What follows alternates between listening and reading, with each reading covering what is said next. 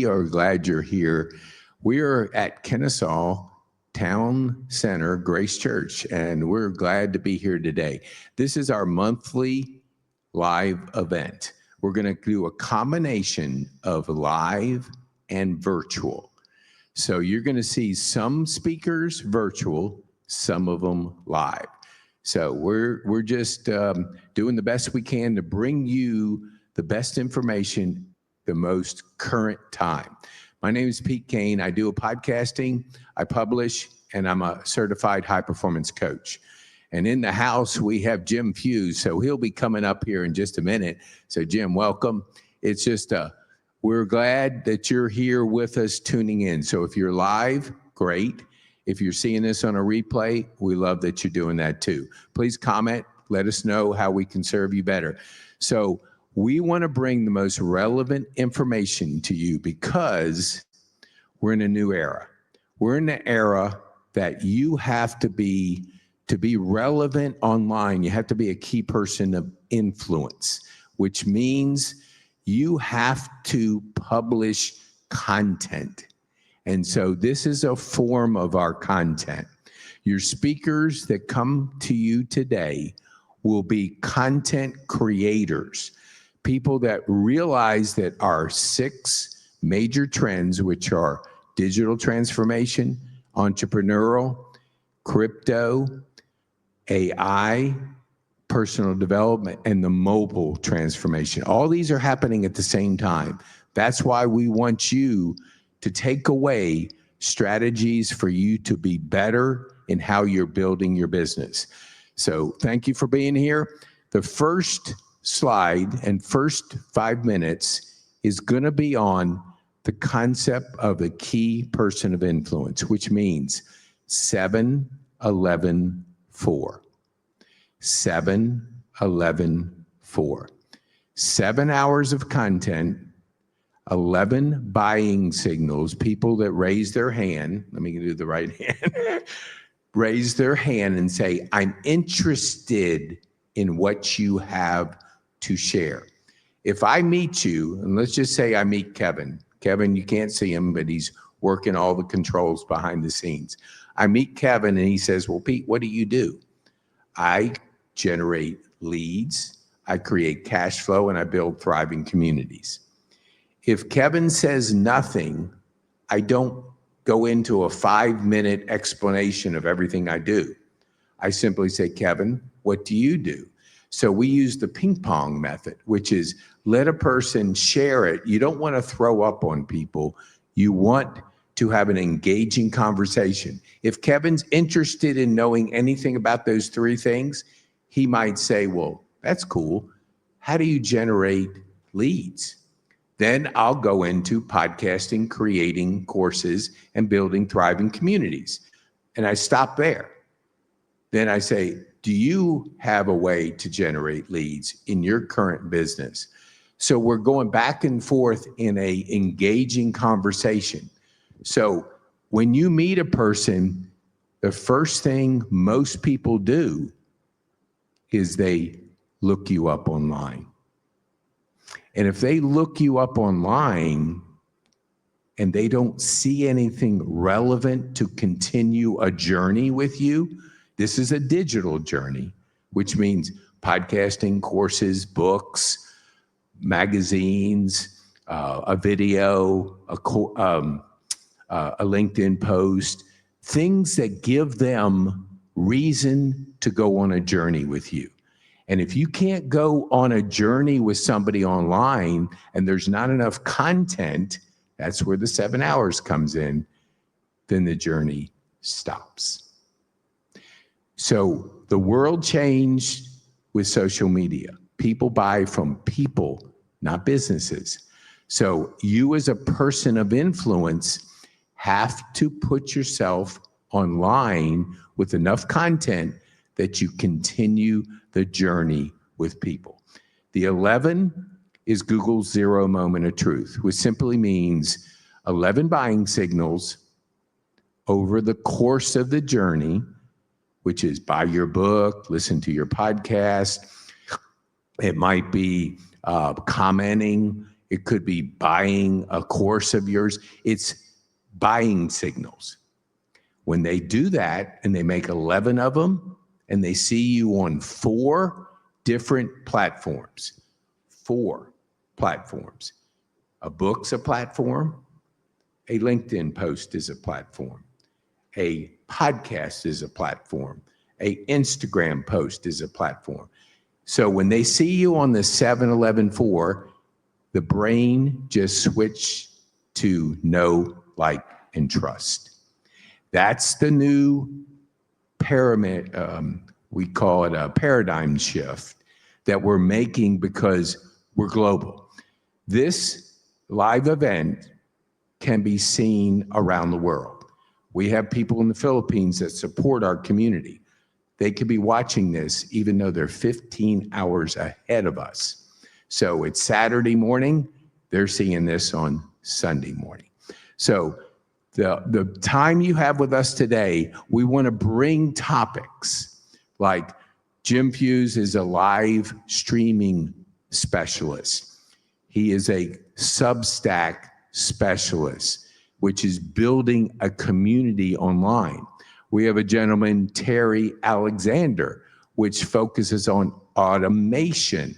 We have Savannah Rose, which is an awesome person who is not only is she podcasting, she practices holistic strategies, yoga, meditation, podcasting, different things that help you grow holistically. So these people, then there'll be Krista O'Neill, which will talk about social media amplification. And then Phil Brannon, which is a corporate communication relationship builder. So when you're in corporate America or working for somebody, you have to be good at building relationships. He's done that over his whole career, and he's going to be able to share with you that. I'm going to fill in on different topics. So we look forward to being with you. And our next speaker is a gentleman that's sitting to my left. And he is what we call a specialist in a very important topic, live streaming. This is a live streaming event. And Jim and I met quite a few years ago at an event, Kennesaw Business Association. He introduced me to StreamYard. He introduced me to live streaming. And whenever I have to go find something about live streaming or other topics online, I hire Jim to shorten my learning curve. So Jim, thank you for being here on a Saturday morning. The podium is yours. Thanks, Pete. And so the first thing I guess Pete wants me to talk about today is we're going to talk about Substack. And a lot of people don't even understand or realize that Substack is out there. Substack's been around since 2017. And what it's allowing people to do is to build community. And I really say it's in a multimodal way. It's got the ability to write blog posts. It's got the ability for you to create live video, as well as also put up recorded video. And you can even put your podcast, which of course I would think Podcast Pete would want to do that. And so I think the biggest thing is where do we build community today? When we look at platforms like Meta, whether it's Facebook or Instagram or whatever, they're really controlling the algorithm. So they make it very difficult for you. And as they've done some things over the last 6 months, as an example, if you go live on Facebook after 30 days, they take your live video down. When you're on YouTube, as huge as YouTube is, it's focused on search, as well as the issue is that people are not usually reading your notes and everything underneath your video because they're there to consume video, especially with things like shorts. So one of the great things about Substack is it is allowing you to not only build a community, but you can have both free and paid tiers. And so for those people that choose to pay, and it's a subscription model, you can give them extra things. You could go live to just your paid subscribers. There are no ads at this point in time, so you don't have that going on. And then they've also got the feature of notes. So I've taken what I do. I have a couple of different Substacks. One's called Jim's Writing and Video Journey, because at first I was just writing on Substack, but because I'm a live streamer, and I'll be talking again later today about some of that, I thought that was really a great way to start using video. And so also with the show I do with my friend Chris Stone, Dealcasters, we were going live on Amazon anyway to talk about different gear and different tech. And so now we just add Substack as another destination. And by doing that, we're also able to then take that video after we're done and turn it into a blog post, letting people know what went on. So now we're giving them two choices. You can read what we talked about, or you can watch the video, as well as being able to put the affiliate links if we're talking about products or books of that nature. So I think that's been one of the big advantages of that. And so we're building a community over there. You get the emails of your subscribers. You don't get emails on Facebook. You don't get emails on YouTube. You don't get emails on LinkedIn. Sure, you can have a LinkedIn newsletter, but LinkedIn sends that out. And so it's still as true today as it was when email first came out. If you don't own your email list, do you really have a community? Do you have a way to communicate with them? So I find that's really been important. And then live streaming in and of itself allows you to create engagement in real time. Right now we're live, so any mistakes I make while I'm talking or anything of that nature, it's the real me. That's one of the things about, if you want to call it produced or polished video, is that, you know, how many times do you have to do it over? And so for me, the beauty of live is it's no different than us having a conversation in real life. You know, when things come out, that's what you hear. That's what you get to say. And so I think that's a powerful thing about live, but it's that repurposing of your content that's so important, because maybe someone has said, you know, a golden nugget, take that piece of content, get it out there, and get people to come back to see the longer form content and to build that know, like, and trust.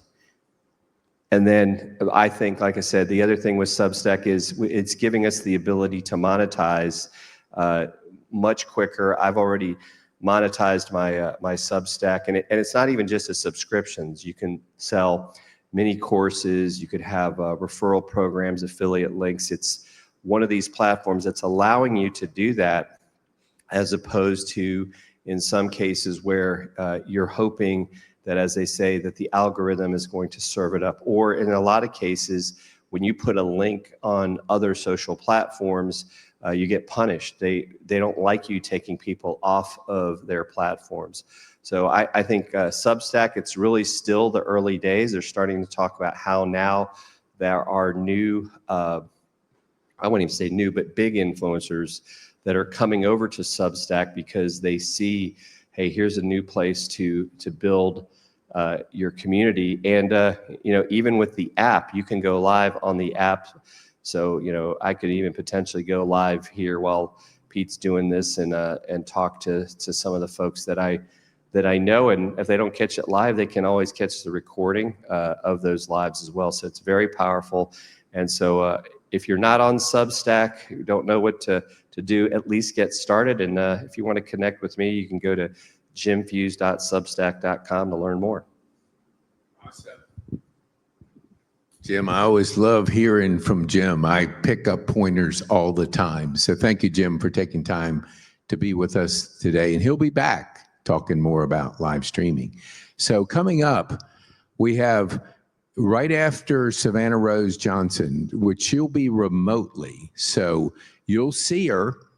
This young lady I met, 5, 6, 7 years ago when I was doing, it was before podcasting, maybe it was longer than that, but I was working with a lady that I know that runs a foundation to pour in to our youth with education. So, hold on. Where's my water? So anyway, I said to Kelly, you got to find somebody young that really gets it, that can take over what we're doing here. And so all of a sudden she comes back and says, I found this lady. I mean, I don't know, lady, yes. So So we did a first podcast, I think we call it now. And after that, after 15 minutes, we were going to do a couple together. I said, "Oh, she doesn't need any help. She's got it together." And so we have had a podcast together. I follow her online, and she is, I would say, more of a holistic approach to life. She's going to do a session on meditation and some of the holistic practices. She uses it with her clients. But first, we're going to talk about being authentic. And this is so critical in today's world of AI. The world's going to turn upside down real quick. And you have to be authentic. Like Jim said, live streaming, hey, it's live. Whatever I say goes out there. And so if you can be authentic, people connect with you. So Savannah, I know you're out there. So Kevin's going to bring you on. We're looking forward to hearing from you. And all of a sudden something came up, a last minute, I won't say what, but it was the ants took over the house. So she had to take care of stuff. And that's life. That is life. So Savannah, welcome to the live event.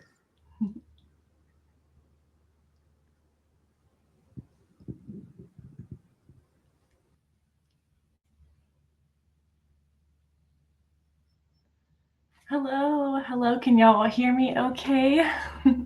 Thank you so much for having me, Pete. I really appreciate your friendship and the community that you get to share with me. I'm so happy to be here with you all today, and thank you for allowing me to tune in virtually. Yes, I've had ants invade my house, so pest control is on their way. But thank you. And I really appreciate what Jim was sharing before me in his session about streaming. And I really hope that what you take away from my session right now when it comes down to authenticity is how authenticity and embracing that allows you to do all these different ways of showing up online. Because I think what I see a lot of times with folks, whether it's my clients or friends and family, is that sometimes showing up on all these different platforms can be a very intimidating experience. Like speaking live in front of people who I can't see your faces, sometimes that can feel a little bizarre. And I know even for myself, when I'm recording my podcast or when I'm recording or streaming and just have people in the chat, it can feel a little strange just looking at myself. So I just want to let you know that I empathize with you if you have any of that fear. And when it comes down to authenticity, I say it is an embodiment practice, because really it's about, before we tune in to the world around us, it's about tuning into ourselves and about really embodying that authenticity. And when I say authenticity, I don't necessarily mean like, or I guess I would say I mean more about just showing up as yourself and feeling safe showing up as yourself and not fine tuning who you are depending on your audience. I think that's something that I did in the past because I wanted people to like me or I wanted people to buy my stuff. And that's a very, I think, normal experience to have. But I think you'll find that you will magnetize and attract the right people in the right community when you aren't apologizing, maybe subconsciously, for being who you really are. And so that's what I mean by authenticity, is not censoring yourself. But I think before we get to that point of showing up authentically, we have to feel safe in feeling that way. And so if our nervous system isn't able to regulate and we don't know how to take care of ourselves, it's going to feel constantly nerve-wracking to get up and speak in front of people or to stare at yourself while you record a 40-minute podcast episode. So just know that the more time you give to yourself, you will have so much more to give to your community. And so when it comes down to embracing that authenticity, it's really I said nervous system practice. And so anything you can do with what we call somatics, which is tapping into how you're feeling in your body, tapping into and paying attention to the signals that your body is sending you and listening to those and honoring those, that's really important.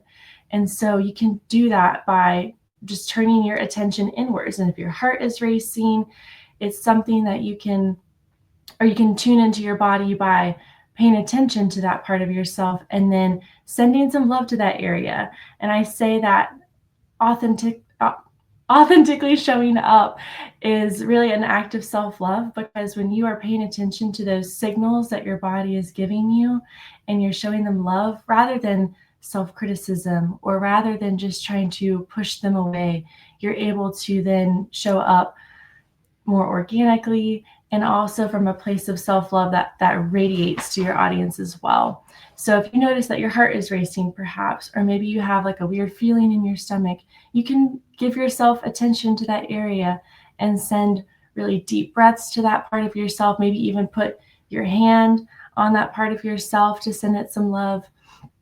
And I think that it's really important that we also pay attention to our self-dialogue, because a lot of times we are our own worst critic, where I think that is like a hump that we have to get over to showing up authentically and just putting our content out there. Like Pete was saying, on 4 different platforms, like you will be showing up in a lot of different areas. And so I think that the more we tune into ourselves and make that inner world a safe space, we are able to feel safe receiving that attention and feel safe and being seen and feel safe in speaking our truth as well. And that way, if you do get a bad comment on like a stream or a YouTube video at some point, because it's going to happen, it's the internet, it's the Wild West, it's not something that's going to shake you off of your dream. It's not something that's going to shake you off of your why.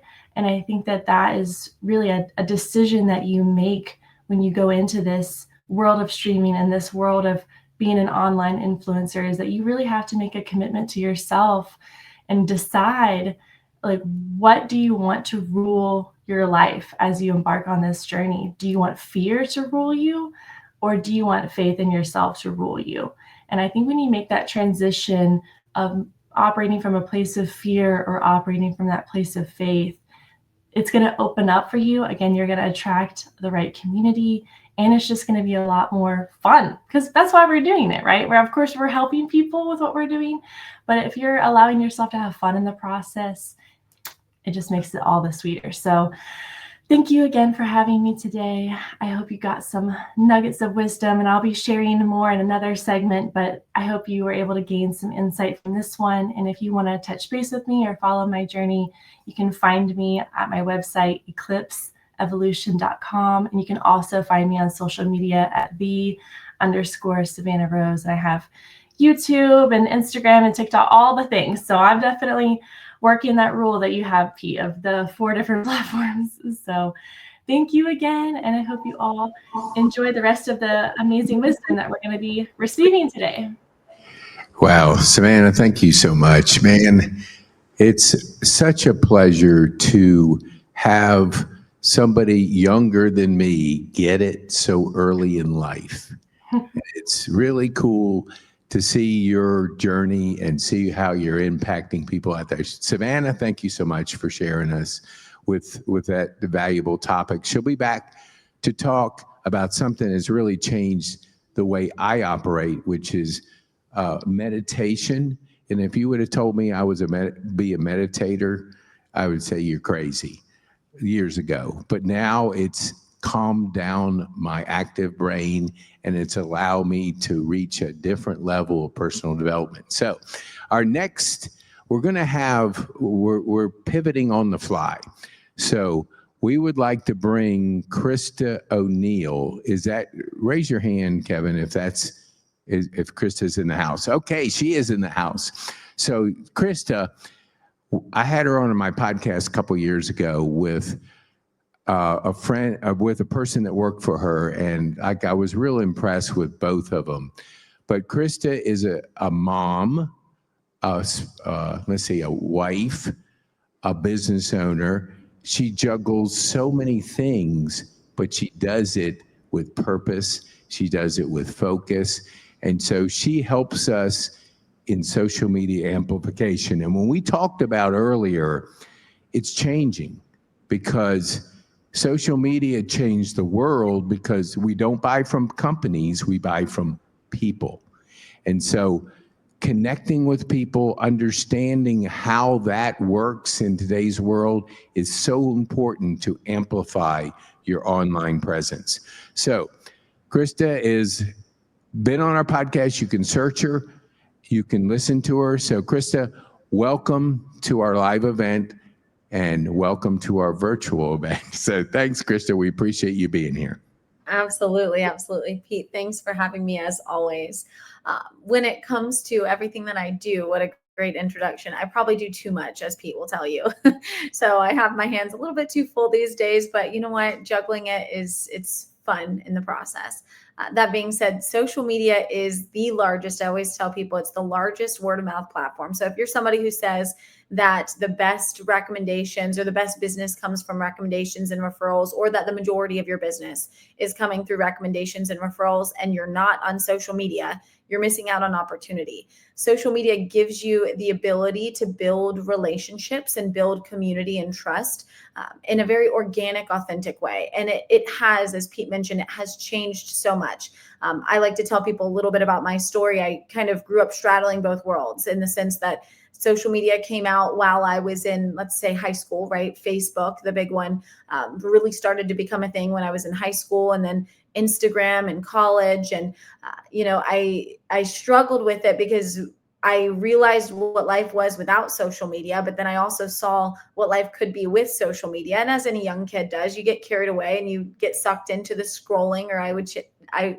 should say consuming of social media. And for me, the shift happened in 2021 really 2020, at the time when COVID hit. I had a print publication, and part of that was social events. And obviously social events were a little bit tough when COVID hit. And so I pivoted and went to social media, and realized over the course of just 3 months that I was able to track more ROI for the businesses that I partnered with in 3 months than I had 3 years on the print side. And that's not anything against print. There's definitely a place in this world for print marketing. It does fantastic. It's just not trackable. And so for me, that got me addicted to the trackability of social media. And that's how I then went down this path of social media management and digital marketing. So social media just really has this unique ability to tell your story and to build relationships with people who you want to know more about your story in a very authentic way. So I am a big advocate for, if you're on social media, you want to be consistent.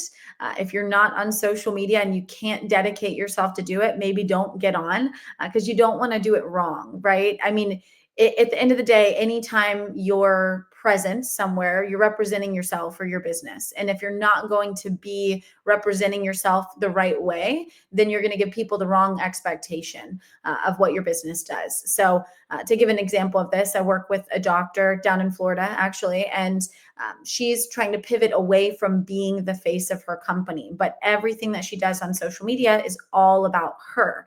She's changing her business name to not be Dr. XYZ. She's changing it to be a little bit more generic. And I told her she's got to incorporate her staff and her team, because if you're introduced to Dr. XYZ and then you go to the practice and that's not who you see, you're going to be disappointed. So think about that when you're on social media. You want to build that relationship. You want to build that experience so people know and expect what they're going to get if they partner with you as a business. So I hope that that was helpful. If you ever have any questions about social media, feel free to reach out. I always say advice is free. You only pay me if you want me to work for you and do your social media for you, but advice is always free. So you can find us anywhere really using Miss Social Media. So we have a website. It's Miss-Social Media. That's MISS like Miss America, but miss-socialmedia.com. You can also find us on social media at Miss Social Media on pretty much every platform. So Pete, thanks again for having me. It's been a pleasure as always. Good. Because Krista, we talked a couple times during the week by text, and she said, "Yeah, I can do it," and put me on early. I got to take care of my daughter, and I got a lot of things going on. So thank you so much for carving out that time. Because whenever we can have somebody that understands the amplification of social media, you're going to be better off. And yes, there's a lot of information free, and free's okay. But when you want to get to the next level, pay for people's advice, strategies, and shorten your learning curve. And you can definitely do that through Krista. So reach out to her. She'll be glad to help you with your strategy and help you amplify your business and take it to the next level. So we got a couple things we move on the fly. So Kevin, I was thinking about doing the 4 human drivers. Is that something that you have up? And then we're going to have Savannah coming back after that so she can get on with her day and take care of the ants, because I know I've had ant attacks and they're not fun. You got to get them under control. So we'll bring Savannah back after the 4 human drivers. Oh, yep, we're ready to go. So I want to share with you what is important as we turn the world upside down, and it is going to be turned upside down. AI and all the advanced technology is going to simply flip this world, and you have to have a good center and be grounded. The 4 human drivers allow us to be grounded through rapid change. You're going to hear from a gentleman, Terry Alexander, right after Savannah. And so he's going to bring, if his son gives thumbs up, we're going to bring him up for a second. I mean, just so we want our youth, because we have a program for our youth at PeteKane.me/youth. Because if we don't pour into our youth, teach them the skills of growing businesses and surviving through a very rapid changing world, then we don't have a future. So it's important that we pour into our youth. So the first one is aliveness. Now, what do I mean by aliveness? I kind of go back to, I have 2 daughters, and so they'll text me and I'll pick up the phone and call them. I like to talk to people. I like to feel the energy, the emotion. And I know texting is a form of communication. There's a place for it in everything that we do. But aliveness is that connectability that we have with people. We have to have that as we're getting into some really rapid changes, because AI, you're not going to know what is authentic and what may be created by AI. So if you don't have an aliveness to how you're approaching life, you're going to get caught up in what we call consumption, because AI is going to know what you like, what you want to consume. And if you can't shift to being creative and get away from consumption, it's going to pull you in with I call it, it's almost magical, because these platforms, they're paid to keep you on the platform. So the average person scrolls between 2 and 3 hours, and we watch 4 hours of TV of consumption. We're born to create.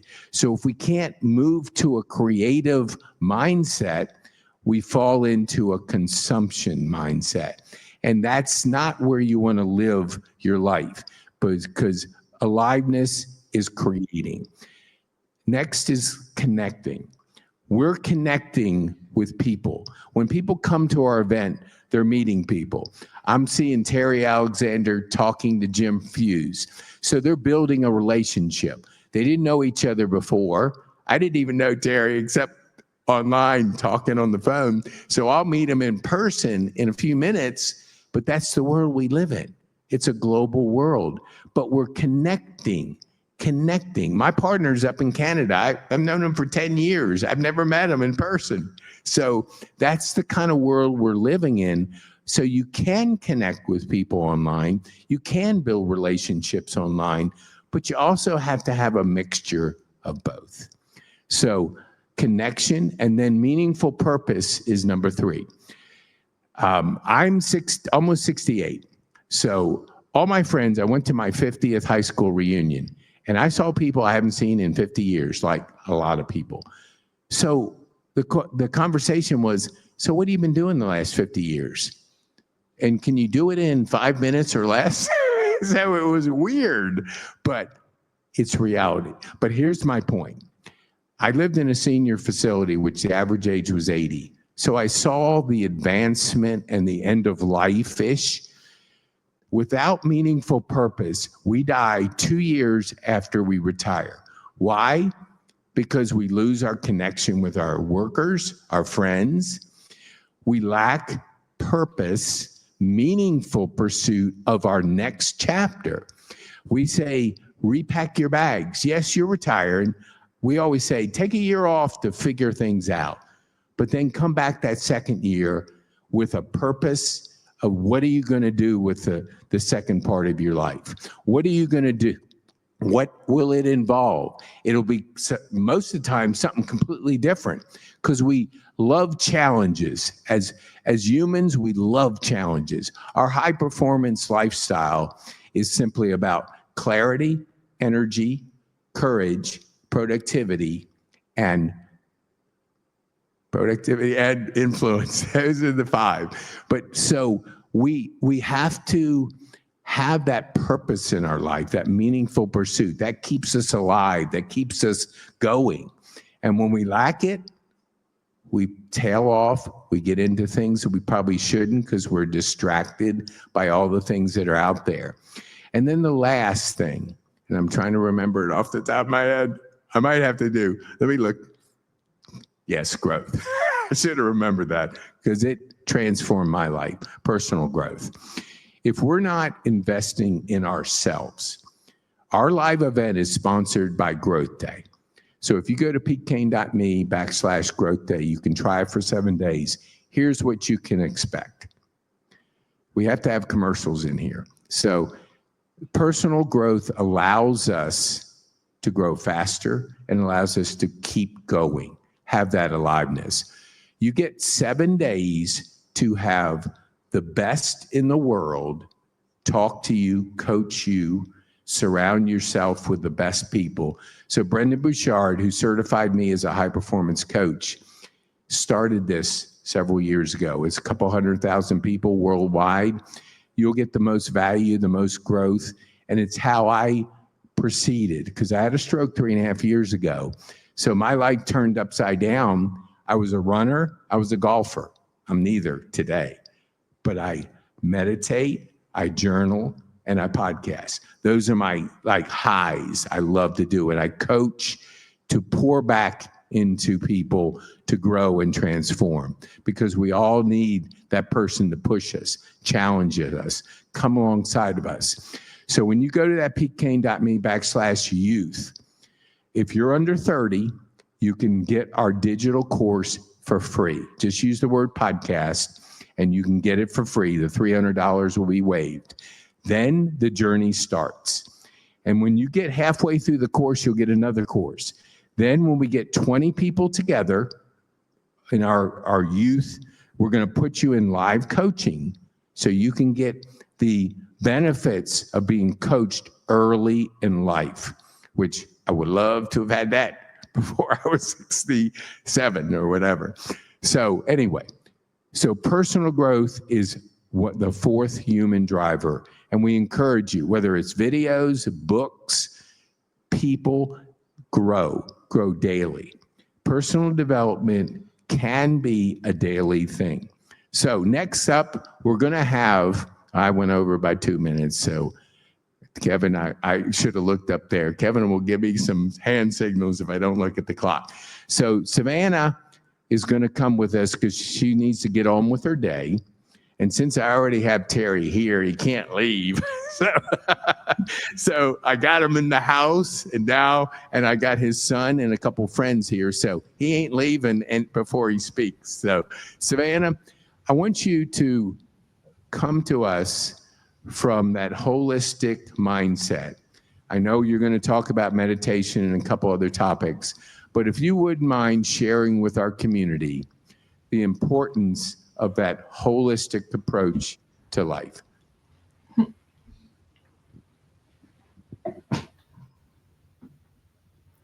Thank you, Pete. I'm back, everybody. Did you miss me? But yes, I'm so grateful to share on meditation. It's something that has certainly changed my relationship with myself. And the holistic approach, I really want you to observe any thoughts or maybe beliefs you have about meditation if it's not something you've done before, and just kind of put those to the side. Because I like to do a little debunking with meditation, because really meditation is more than just sitting and not thinking about anything. That's certainly a type of the practice and certainly a goal to work towards, just being present. But really, I want you to shift your beliefs a little bit about meditation being really just quality time with yourself and quality time with your body and quality time with your mind. Because really, when we are embarking on mindfulness, which is kind of another name for meditation or like the umbrella term, when we're embarking on a mindfulness journey, we're really coming home to ourselves and building that safe space within ourselves, like I mentioned in my first segment. And so when it comes down to meditation, sometimes I like to tweak that word and I like to call it marination. Like if you marinate a steak, it's really when you're sitting in something and when you want to pour a certain kind of energy or intention into yourself and soak that up. And so with marination, so to speak, really it can be about reflecting on the gratitude that you have for your life, or about your body. If you're maybe going through something physically, about tuning into your body and just sending very intentional thoughts of love and appreciation for your body, and soaking that up. And also it can be about just observing your thoughts. Like right now, if you were to take a look inside your brain at what you're thinking, I'm sure, yes, you're taking in what I'm saying, but you could also be thinking about what you're going to do when you get home, or what you're going to make for dinner tonight. Or maybe you're thinking about something that happened yesterday that upset you, or maybe something that happened a week ago. And those kind of moments where our brain is wanting to time travel in the past or time travel to the present, we're not really being mindful in those moments. So really, meditation and marination is about not time traveling to another place or time of day or trying to predict the future. It's about just coming home to yourself and where you are right now, and just being in your body and just being where your feet are, and not having to do, not having to think, but just existing. And that is really how we tune into ourselves and tune into that relationship with ourselves, because we're able to not just regulate our breathing, which is a very powerful tool, because our breath is very directly related to and connected to our nervous system. And so when we're taking that time just to slow down our breathing and to just slow down how our body is functioning, we're taking our cylinders from operating on all 10 to just allowing them to rest and relax.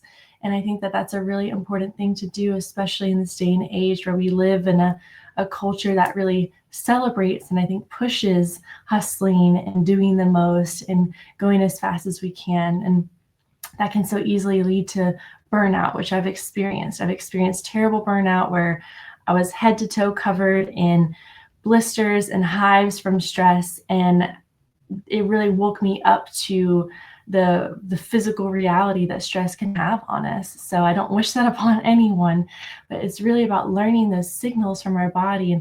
And we won't be able to learn the language of our body if we don't take the time to sit with it and to notice, like, where do we carry stress in our body? And that's another beautiful thing that the meditation, marination practice can bring us, is just learning the language of our body and learning, oh, when I'm stressed, I tend to have my shoulders up. So just giving yourself permission to release and to let those drop. Or maybe you carry tightness in your back. And so maybe it's starting off your marination practice with movement. It doesn't have to just be sitting, but Pete mentioned I'm a big yoga fan. So sometimes I'll just foam roll just to breathe and crack my back and let that tension out, or to stretch and to do that movement, to feel where you need to lean into to release certain things. Or even, it doesn't even have to be super calm. It can be dancing. You can crank up your music and dance to your favorite song and see how that feels in your body to release. So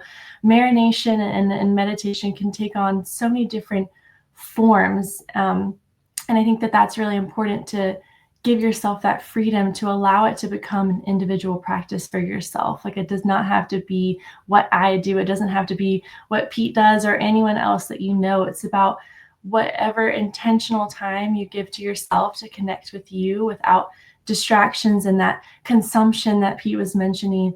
That's the gift that you're giving yourself. That is that mindfulness that you're giving yourself. So it's a really beautiful thing, and it just allows you to show up better in all of your relationships, all of your practices, because you're operating from that place of not just self-love, but of observing life and how you're showing up in life. And when you're maybe noticing, like, oh, do I treat myself differently when I look a certain way, or when I feel a certain way, or are my thoughts maybe getting a little harsh around this person or around myself, like when I'm hungry or whatever it is. I know I'm guilty of that. I'm like the queen of hangry. So those are things that you can notice as well in these types of practices. So I just encourage you to take time for yourself. And even in this moment, as we're sitting together, virtually or otherwise, just noticing how your body's feeling. See if you can slow down your breathing. See if you can push away those thoughts of what you're going to do later or something from yesterday, and just be in this moment with each other and connect, as Pete was saying, and just see how you feel, see how it changes things for you. But thank you again so much for having me twice today. I really appreciate it. It was such a pleasure. Wish me luck as I get rid of these ants out of my house. And also, happy early birthday to Pete, if I'm remembering correctly. I think you're a June baby, so I think that's coming up pretty soon. So happy early birthday. Yes, thank you all. Savannah, thank you so much. And we're going to call Savannah the ant crusher. So good luck with your crushing of the ants and get them under control. But thank you so much for sharing, in all seriousness, a topic that's so important. And, you know, when I follow Savannah online, I see an authentic person, a person's in touch with, at such a young age, that holistic approach. And it really fills your heart to see people at an early part of their journey to get it so quickly. So Savannah, thank you so much for sharing with our community your journey. Our next one, okay, we just got some hand signals. So Terry, you're coming up next. This is great. This is incredible. I had a coaching client, and he told me about a platform, and that was Friday night. And all of a sudden, I said, well, I got to check this thing out. And I got like 60 calls in like 1 hour. But anyway, one of the calls was Terry. And we just connected with his background, the military, his automation strategy, his grooming of his son, because at 13, you got to get it. You have to start thinking about the future. And Terry's already pouring into his son. So as we talked, I said, you know, you are important in the foundation, but the community around your son is so important. So I want to thank Tyree. Okay, he is going to come up after his dad gives his presentation. And I want to just talk to our youth with Tyree, if he's up for it. Man, I just love it when people just don't even know what's coming. They just do it. Thank you, Tyree. Okay, Terry, I could probably give a better introduction, but I think your 5 minutes will do I know enough about him. Automation, you got to be thinking automation. You got to be thinking strategy. You can't just blindly go into this world with just hoping everything's going to turn out. You're going to hear from Terry, and you're going to hear about strategies for you to automate and get the online world working for you. So Terry, thank you so much for being here. All right. Thank you. And All right. the podium is yours. Thank you, Pete, and thank you all for being here. Again, my name is Terry, or Terrence Alexander. Many business owners I speak to, I know, are just really busy. You know, they're being productive, but not always in meaningful ways. And Pete calls this the busy bus, you know, an exhausting cycle without any kind of direction. So I believe technology can bridge us to that purpose plane, not just distract us from, everything else that's around us. So in the next few minutes, I'm going to share some approaches that aligns with Pete's 4 human drivers: aliveness, connection, meaningful purpose, and personal growth. Let's start with a business owner. Her name is Sarah. She owns a restaurant in Kennesaw.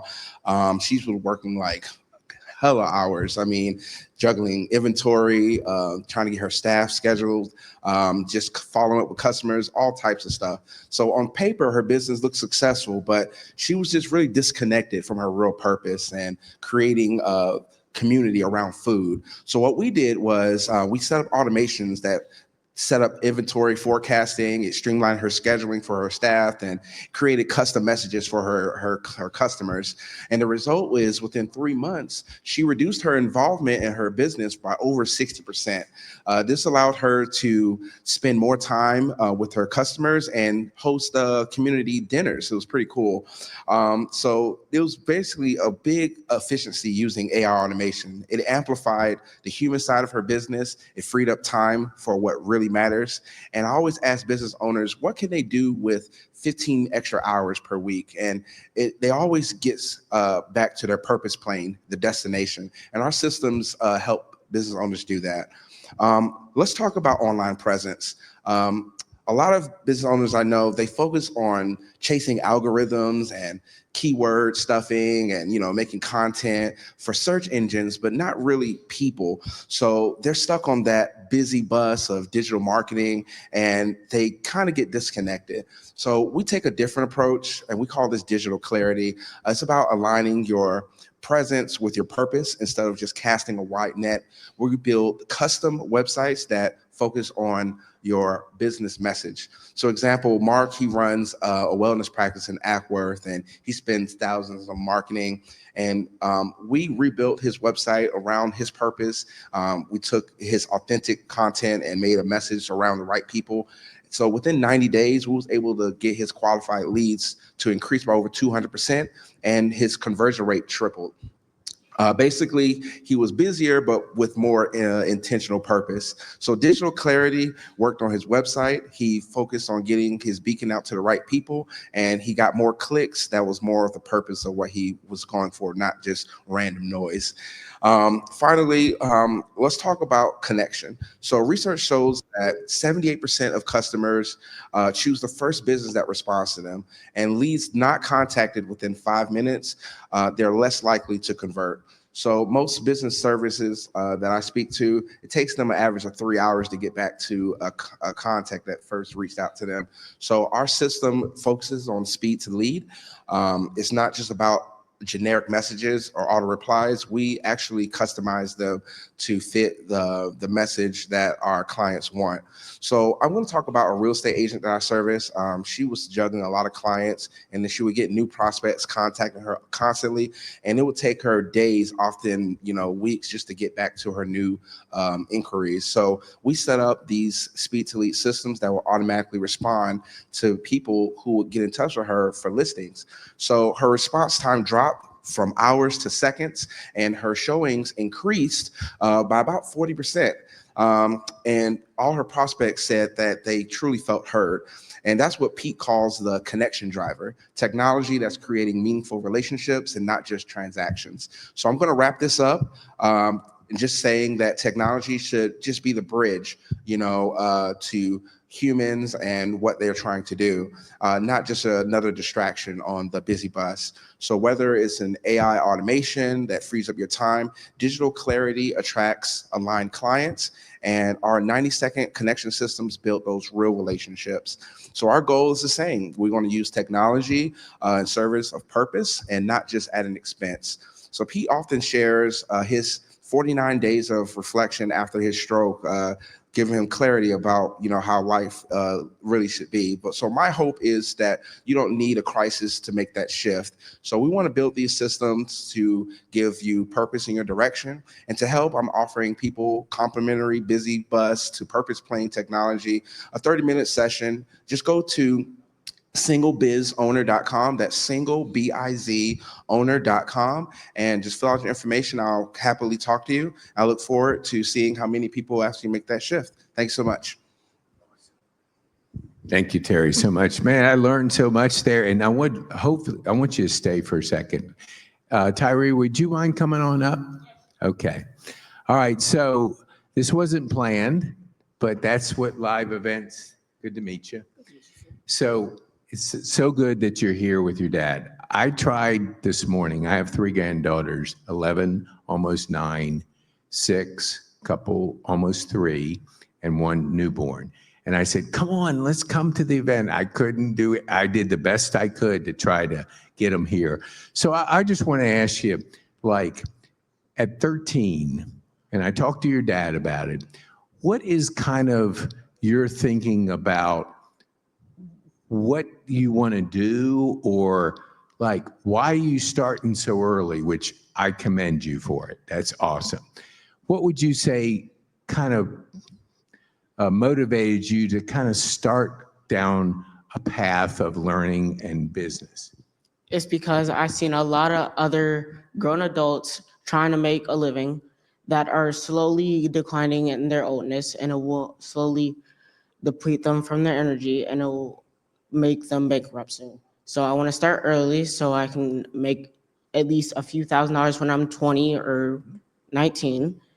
So when I reach at least 30, I won't be in debt, or I won't need a big job, and I'll have like a normal house. I love it. Another question. Man, that we're going to get a sound clip on that. That was awesome. I think about when I was 13. I had not a rough, but I didn't have a focus. So what are you reading, or how do you grow personally? Because it's what you just shared is off the chain. Great. So how do you approach your personal journey of growth? Do you watch videos, read books? Is there anything that you could share with our audience? I watch a lot of YouTubers interview other adults or millionaires that reach their million age around 30 or 20 years old. So I want to at least get to a millionaire at around 15. Well, it's going to be hard around 15, but I want to make it around like 17. I love that. I love it. I don't always tell people my 10-year vision because I want to wait a little bit to surprise them. But I think to have that mindset, because the world is your oyster, and you got a wonderful dad here pouring into you and our community. I hope you'll come back and speak to our community from your eyes, because we want to attract younger people like yourself, and we want to surround our community around you. Because if they go to PeteKane.me/youth, they can get a free $300 course to help with clarity, courage, energy, productivity, because the world is changing. It's going to change very rapidly. So that vision of what you want to do, I love it. And thank you so much for sharing with us. And if I can put you on the spot, maybe if I get your dad's permission, we would love to invite you back to come. We usually do it on the 4th Saturday of every month. And we want to bring our youth to combine with our older influencers. So just like you said, you're watching YouTube videos, you're listening, you're learning, you're setting those goals high. And then it's just putting yourself in a mindset to go after it, because the world is changing and you have it in front of you. We just want to surround you with the best possible people we can, people like your dad. So thank you so much for being up here. And man, I'm just thinking it's the greatest thing that you just raised your hand and said, man, because you know what the second biggest fear to dying is? Well, close, public speaking, and you just crushed it. You crushed the second biggest fear. And if we allow fear to grow, faith and courage get smaller. So you have done something that, I mean, not many 13-year-olds will do, because they're afraid of something they don't even know, but it's the second biggest fear. So thank you for crushing the fear what do you call it? Mindset. Okay. Thank you. We look forward to having you back. And Terry, thank you so much for bringing yourself, your son, and a couple friends with you. You can't see it, but we got not a packed crowd. we got some empty seats, but next, the fourth Saturday, we will have more people because there's a gentleman in the back. So thank you. Thank you for taking the time. Thank you, Kate. Good luck to you. Yes. Okay. So we have a gentleman in the back. You can't see him, but maybe he's going to come up at the end, and I'm going to introduce you to our community. Caleb Falk. So he'll be up at the end, but I just want to give you a heads up because Caleb's going to be reaching out to our community. So when you get a call from Caleb, it's not an unsolicited cold call. It's a call of warmth to connect you to our community, let you know that we do these events one Saturday a month. We do a virtual event on the third Saturday. We have a weekly event. We have a workshop. We have a lot of things going on to pour into our community. So coming up next is a man I met at the American Legion. So we're there at a table, just geeking out, eating some good food, and a word podcast came up, and that connected us. And so after that, I've had a wonderful time getting to know him. I coached him, so I know his mindset. I know he's a man that's going to impact the world, and he has a unique approach, being authentic and building relationships. And today, we get sometimes disconnected with people because we don't build those relationships the old-fashioned way. So Phil Brannon is in the house, and if you clap and if you clap with him, he'll do an impersonation you probably have heard of, but I'm not gonna steal his thunder. So if he wants to do it, he'll do it. So thanks, Phil. Thank you. Oh, hold it. Let me just say, he's a corporate guy. He's impacting people out there.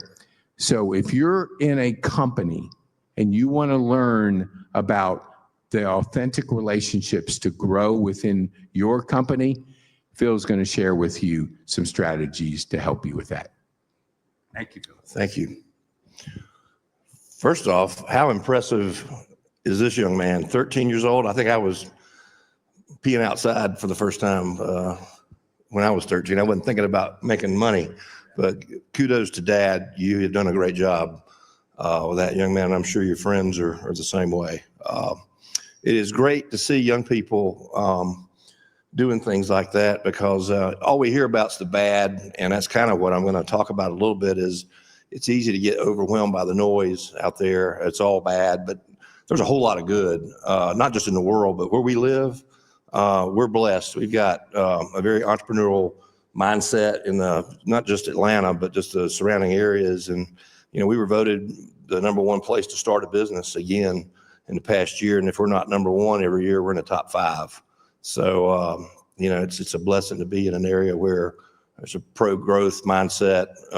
We haven't always grown smart, you know, with our roads and things, but that's some of the price you pay is it's hard to get ahead of that. And the same thing with life. You go so quickly doing the corporate thing. And what we're going to talk about a little bit today is the transition from having a corporate mindset to a little more entrepreneurial. And you can still do that if you work for a company. Your name doesn't have to be on the door to act like an entrepreneur. I've always kind of felt like if I spent a dime of the company's money, there needed to be a return with it. It wasn't something frivolous. And, you know, when I was younger, I would hear people talk about, you know, making money on their expense account and things of that nature. And I'm thinking to myself, that doesn't make much sense. This is an employee stock option program company. In other words, you have a piece of the stock of the organization, how well it does. Doesn't matter if it's $10, $100, $500. Every penny you spent that did not have a return attached to it was wasted. So that's kind of how you have to think about things. We can't think like the government and waste our resources. And when you're in a private world, you have to be mindful of that. And I think that's one thing that we can all control is our mindset of when I'm taking company resources out, I've got to view it as it's my money. That's my resources, not just money, but other things.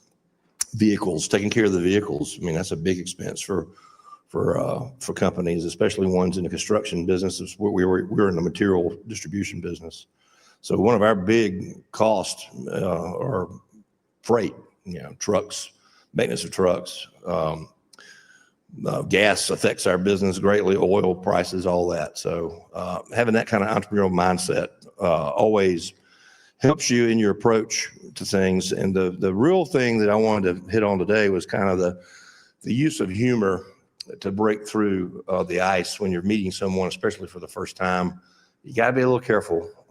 You want to make sure you understand if this person has a sense of humor or not first before you go straight for the jugular. But if you can get someone to at least smile or chuckle or laugh, that's a little bit of tacit approval, which means that they're kind of letting you in a little bit, because the first time you're going to meet someone, there's going to be a wall there. And your job as a salesperson or a consultant is to try to break through that wall and get them to let their guard down a little bit, get them talking, find out what their needs truly are and what their hot buttons are. If they're a price buyer, if they're a service buyer, or if they're just a relationship buyer. A lot of people will spend more money on a certain item they can get anywhere if you have the right relationship with them. So it really helps to have that kind of thing.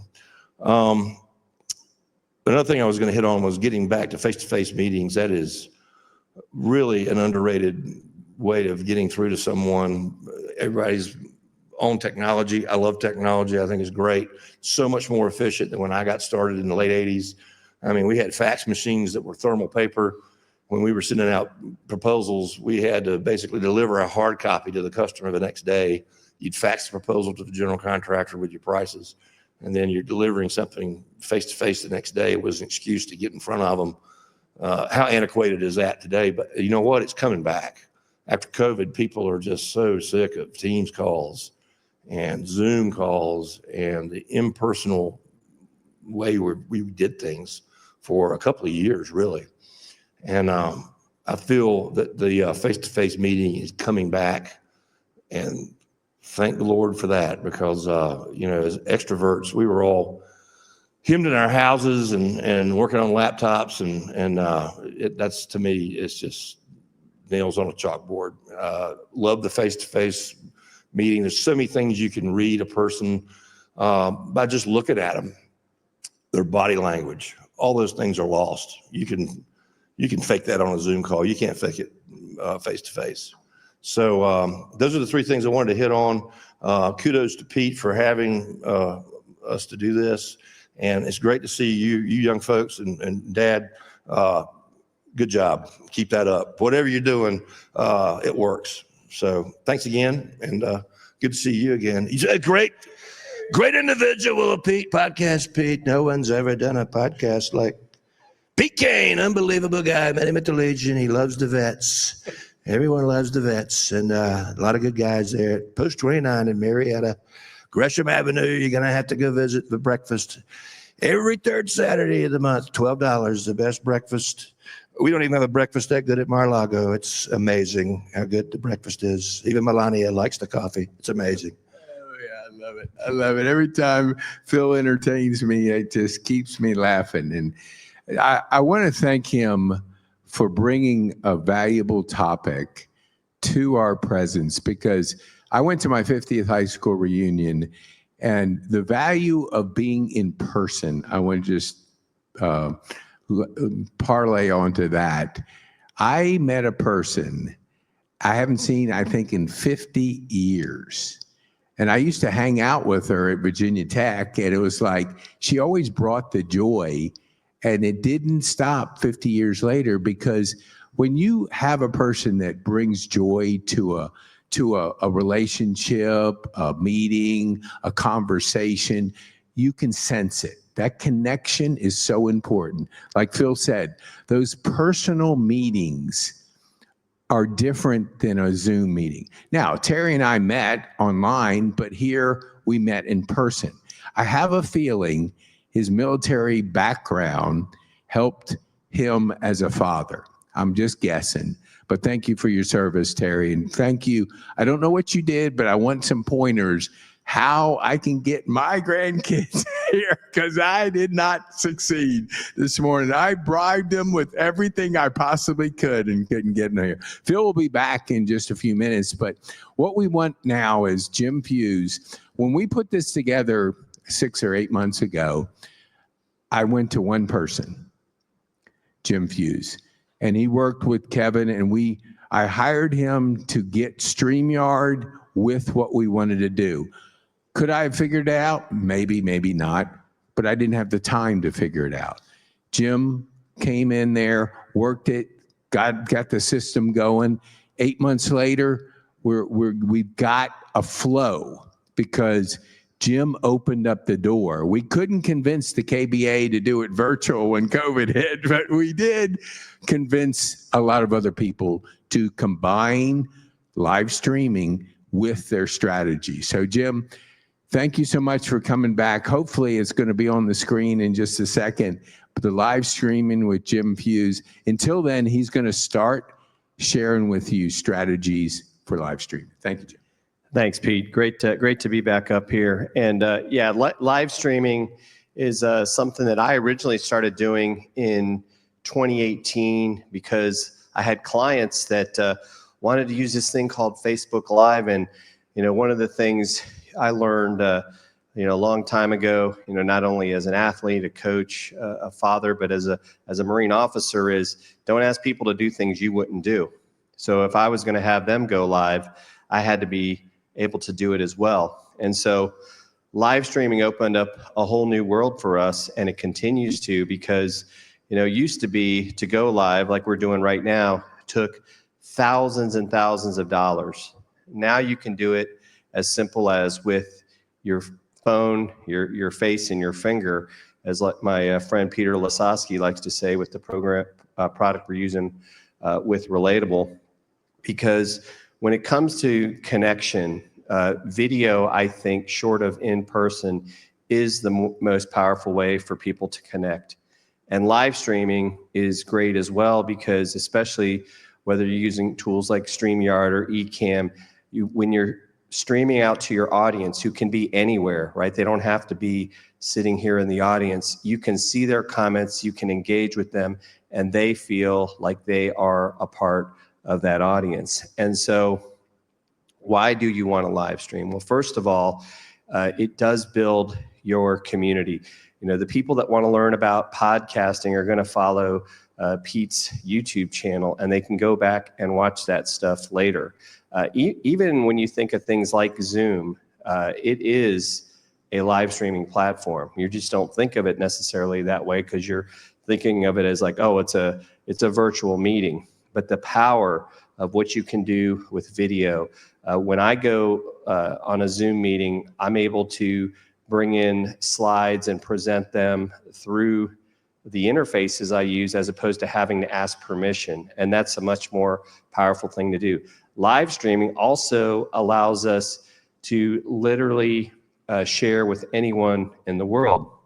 And I think, unfortunately, and this is how Pete and I really got to know each other during COVID, that was the way that we had to communicate, but it also created great opportunity for me, and there's still lots of room for people.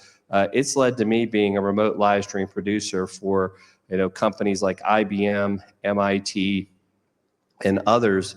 And so I think the big catch is that people think it takes a lot of money and a lot of equipment, and you can literally start with your smartphone, whether it's an Android or an iPhone, and you can go live on things like YouTube, or like I talked about earlier, you can go live on Substack with just your phone. And a lot of times you're able to share that message, share that thought in real time that maybe someone needs to hear.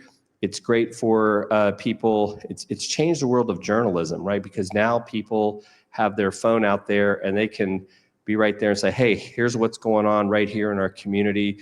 What do you think? And so you could say that's been a pro and a con, because you're seeing a perspective that we couldn't see before because the media had much more control. So I think it's created some freedom, but live streaming is really a great way for you to connect. I've gotten to know so many people throughout the world, not just in my own backyard. And I've learned the unfortunate side of sometimes being so, if you want to call it hyper local focused, is as an example, living in an area out in North Carolina when I was in the Marines where hurricanes destroyed businesses. And so if I was depending on those businesses to, be my income based on what I did, well, now I didn't have that. So the internet has brought the ability to make us have that global reach.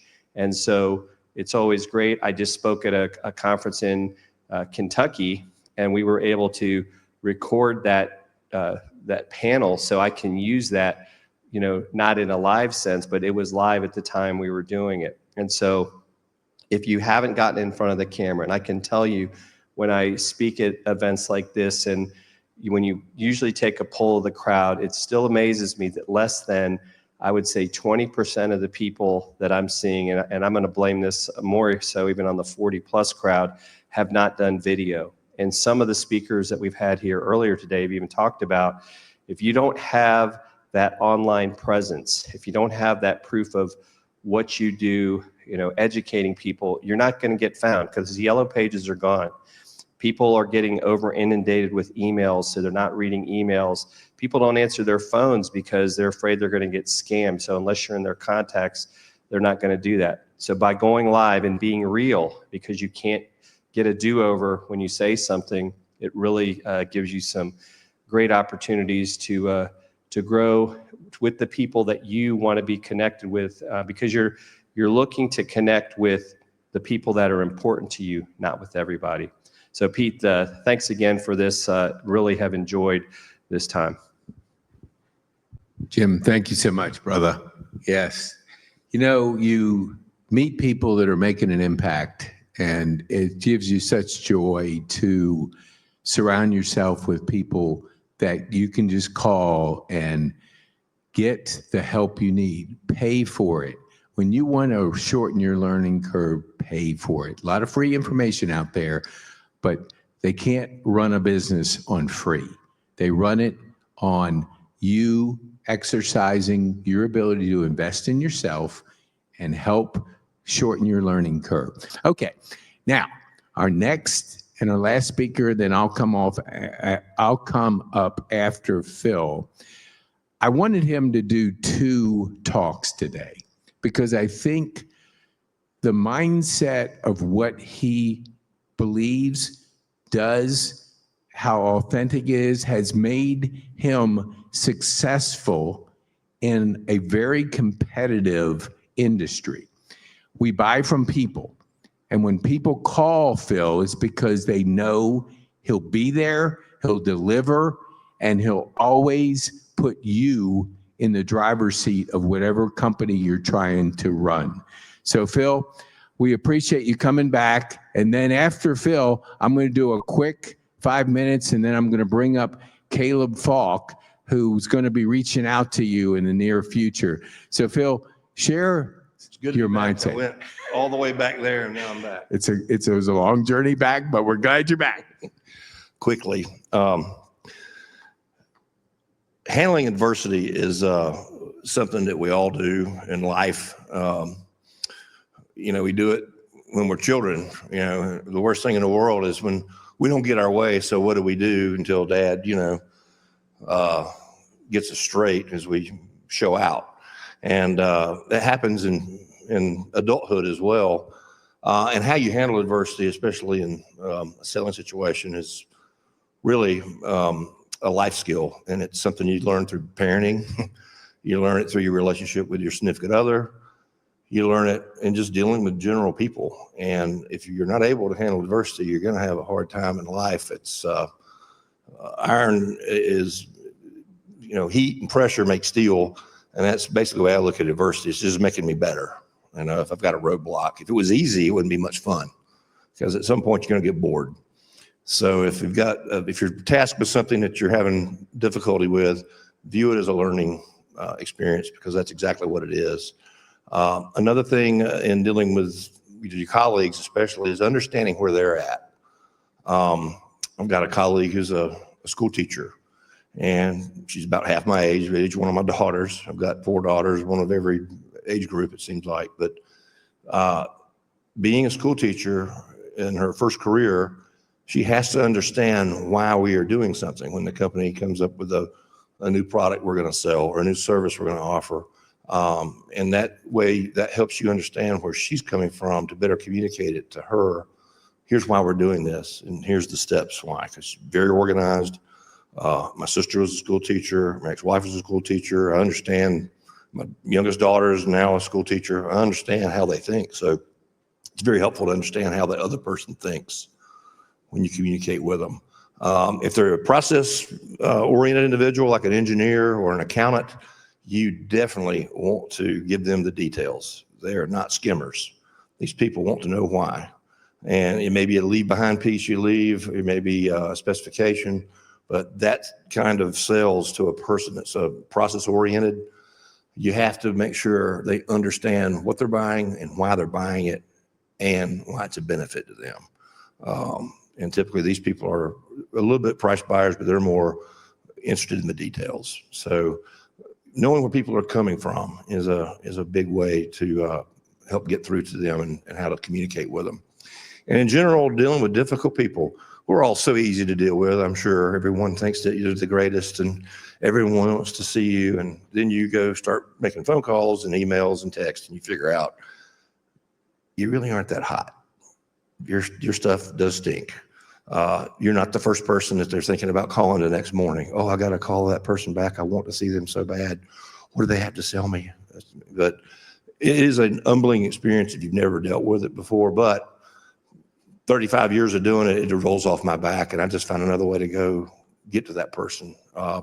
If there's someone on LinkedIn, there's so many more ways to connect with people now through technology. If there's someone that's connected to them that you know, doesn't hurt to reach out to that individual and see if you can get a soft intro or at least a name drop and say, I see you're connected with so-and-so. You want to make sure those people are on good terms, first of all, but if they are, then, and they give you the green light, of course, always get the other person's permission.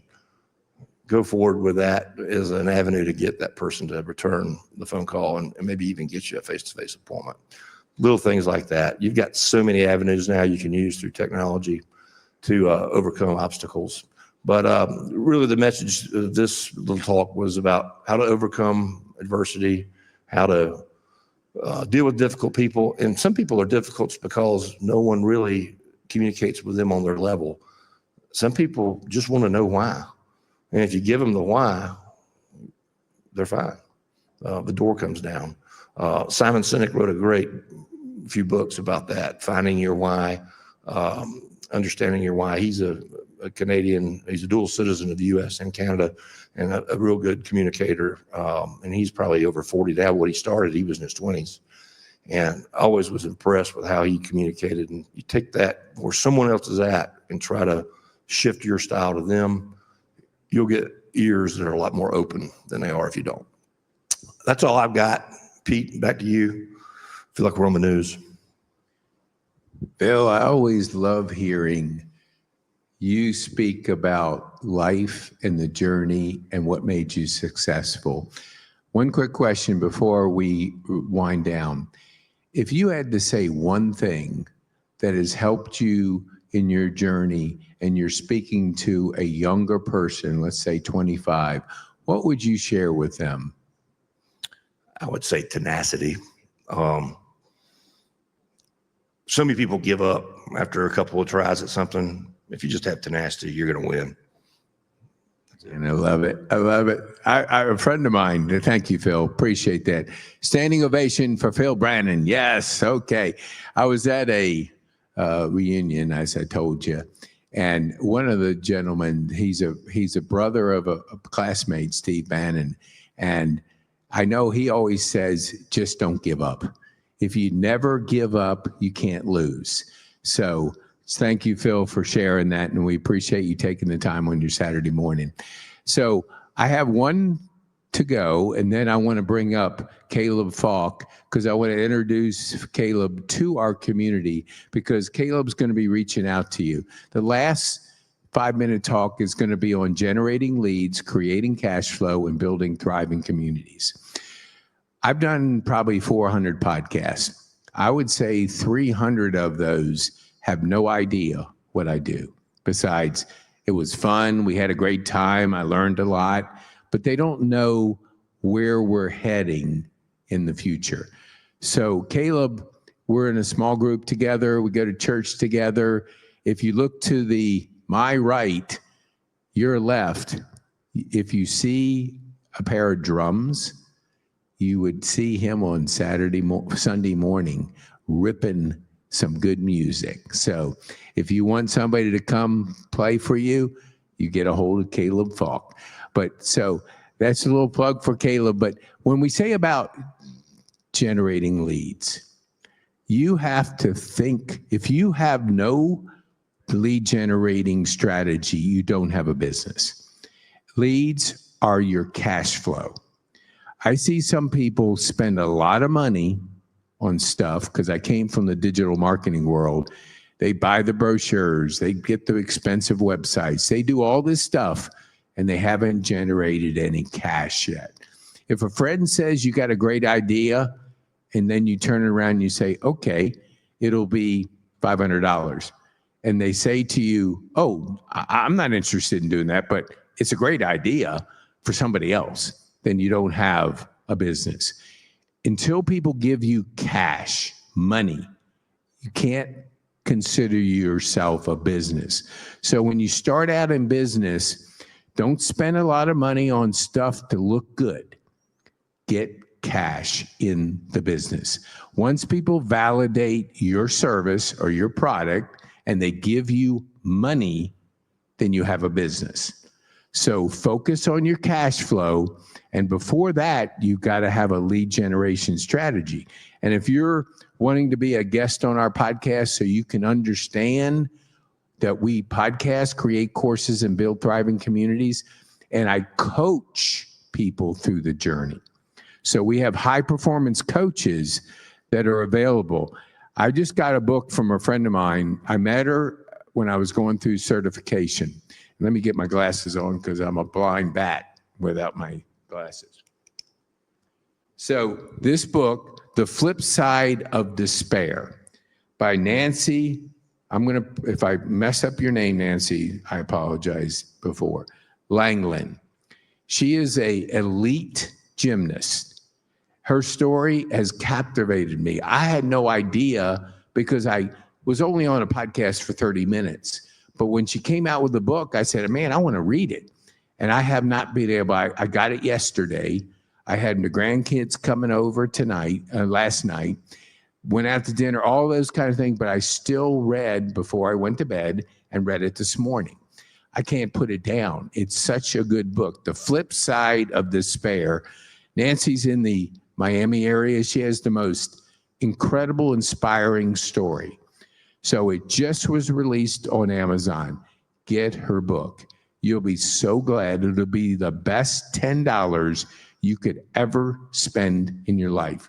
Her story will motivate you to really work through what Jim said, adversity. When you're looking at life, there's no straight path.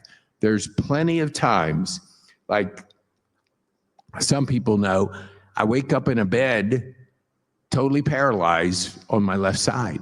I have 49 days to think. And I decided I was going to do things differently. But it doesn't take that kind of thinking. You don't need 49 days. You just need to get around the right people. If you want to move faster, hire a coach. Nancy is a high performance coach. She's an elite athlete. She owns a gym. She's got an incredible story, and she's in the Miami area. So we hope to bring our community down to Miami to help people like we're doing here in Kennesaw connect both in person and online. It's a combination. There's not one or the other, it's both, because we're in the middle of transforming, and there'll always be human intelligence. Even though AI is going to turn the world upside down, you have human intelligence. You'll always be looking forward. You'll always be setting goals. You'll always be dreaming goals and having that mindset to challenge yourself. Because if we don't challenge ourselves, we're not going to be excited. So Caleb, could you work your way back here? Because I want them to see who's calling them, and they can say, man, Caleb, hook me up with the next live event, virtual event, meetup. We do a global meetup in the middle of the week. We do podcasting. We coach. So we want you to be a part of this. So Caleb, thank you so much for being on the stage. Just have a question. Yes, sir. Yeah. Okay. So we, at 20, it's okay, you're not a female. I once said a person's age when they were, and that was a mistake. I will never do that again. Yeah, okay. Guys don't care, but girls are a little different about it. So I just want you, if I could introduce you to our community. Caleb Falk lives in the area. So in the Kennesaw area, he's going to KSU. He has an incredible talent right behind me on the drums. So he has a group, and we never see it from our eyes. I mean, I'll say to Caleb, and I'll kind of recognize, like on Sunday, I can hear it because I'm listening, and I'm amazed at how talented he is we see it through our own eyes. We don't see it through somebody else's eyes. So I see it differently, obviously, than you do. And so I appreciate your desire to move in a passion, your education, and your kind of our connecting with reaching out to our community. So just say, like, where you are, give our viewers who you are, what you do, and who you serve, and then we'll finish up our time today. Well, I'm Caleb. Pete gave a pretty good intro for me. I'm a KSU student. I really like music. It's kind of my thing. But who do I serve? That's a good question. Is there any kind of specific details I should know about that question before I answer it? It's totally up to you. It's up to me. Well, I want to serve God. I think that's the ultimate goal, and I think I'm striving to do that every day. I'm getting a step closer and closer, which is a great thing. It's incredible. A lot of it has come from help from Mr. Pete, just us having weekly sessions, me going on the podcast. It definitely helps kind of give me some clarity as far as what I want to do with my life. But yeah, I think that's who I would like to serve. Right now, I'm very much a self-serving person, and I think that's somewhat human nature for you, but I'm definitely working towards that. So that's yeah. Well said. I couldn't have said it any better. Thank you, Caleb. We appreciate you. Saturday morning coming out, and actually Caleb is going to, he shadowed Kevin. I want to give a shout out to Kevin Bora, who's in the back there. Kevin, let's everybody in the Jim, everybody in the sanctuary to give Kevin a big hand. So thank you, Kevin. Kevin runs, there's always somebody behind the scenes that runs things, and you don't always see people behind the scenes because they're behind the scenes. So Kevin is like he couldn't do it, and we didn't have a backup. So I talked to Caleb. I said, would you be interested in shadowing Kevin? So when he can't make it on a Saturday morning, we don't stop our show. We continue to do it every single Saturday. So Kevin, thank you for shadowing. Thank you for providing Caleb with some information about how to be that supportive person behind the things. We appreciate it. So we're 5 minutes over. So we usually try to end on time, but we didn't today. So thank you so much. We appreciate you being here. We'll be here the fourth Saturday of each month. So reach out to us. Go to PeteKane.me/live to register. If you'd like to speak at our event, reach out to us at PeteKane.me and get on our podcast so we can get to know you and network you and help you build relationships within our community. Thank you so much. We appreciate you today. That was good.